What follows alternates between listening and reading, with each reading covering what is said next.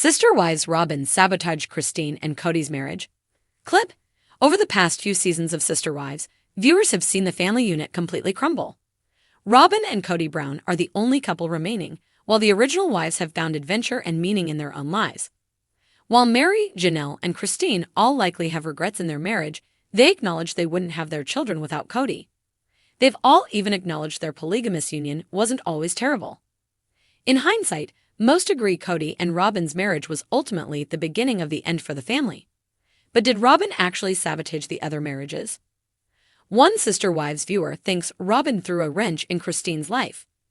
In newer interviews, Cristin Brown Woolley confirmed she has no relationship with Robyn and has no desire for that to change. And after reviewing old footage, many viewers think the reasons are abundantly clear. Did Robyn sabotage Cristin and Kody's relationship? A Redditor asked on the platform. They attached a clip from a recent season of The Wives discussing Cristin's departure. Cristin leaving has put me in a very dark spot, Robyn huffed at the beginning of the clip. Janelle looks ahead. There's clearly a lot on her mind, but she remains silent. Kody has told me stories Robyn would share with him about things Cristin did, trying to get me on the side of realizing Cristin is a horrible sister wife or whatever. That's been going on for years. So I don't know why all of a sudden it's a shock that she should leave, Janelle added in a confessional.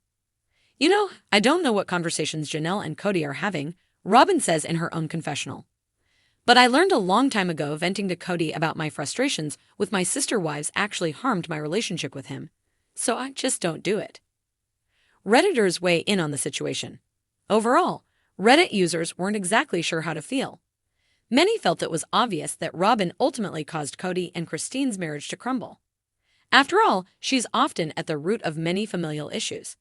However, they weren't positively certain that Robyn intentionally caused all the problems.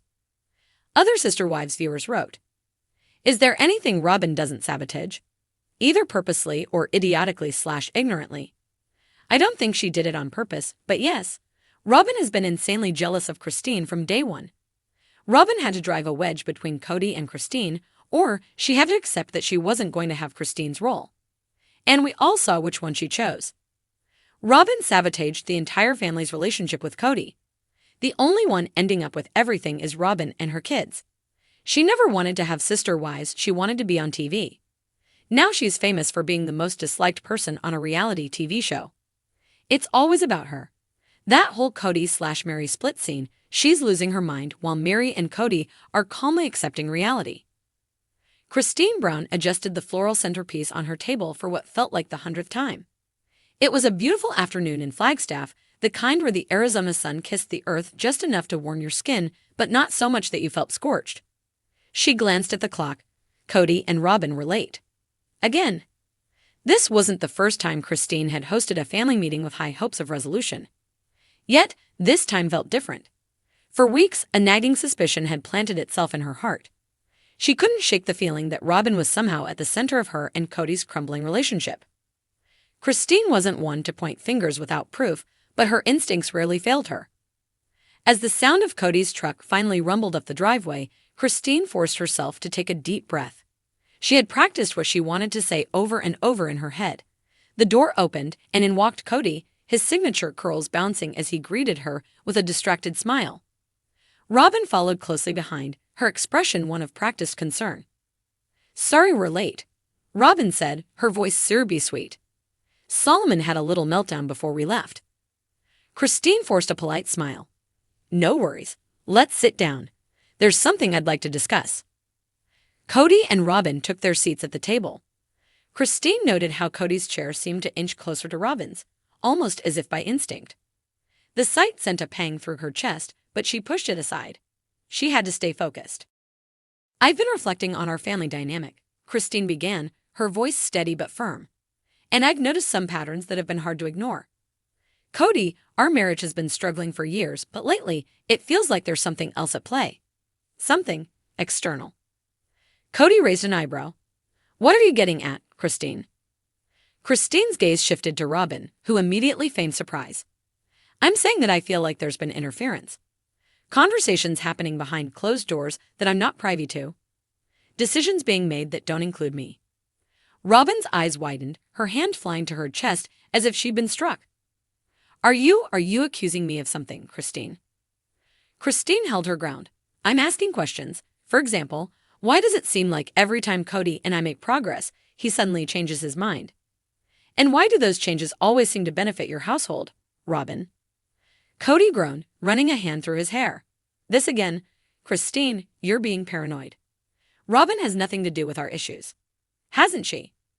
Cristin countered, her voice rising slightly. Let's not forget that you spent most of the pandemic at Robyn's house while the rest of us barely saw you. How is that fair? Robyn's lower lip trembled.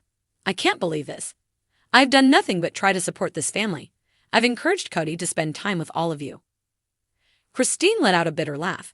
Oh, really? Because from where I'm standing, it looks like you've been encouraging him to prioritize you and your kids above everyone else.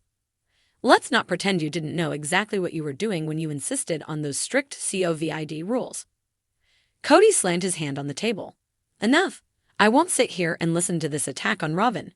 She's done nothing wrong. Cristin's eyes burned with unused tears, but she refused to let them fall. And that's exactly the problem, Kody. You refuse to see anything beyond Robyn.